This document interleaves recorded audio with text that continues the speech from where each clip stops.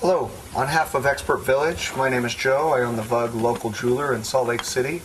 I'm going to talk about jewelry cleaning and maintenance when jewelry needs to be cleaned.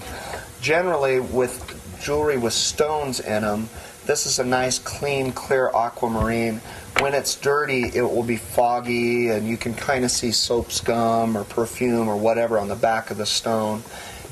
Basically, the simplest way to clean stones is just hot water and a toothbrush. If you can get behind the stone and scrub it, that's great.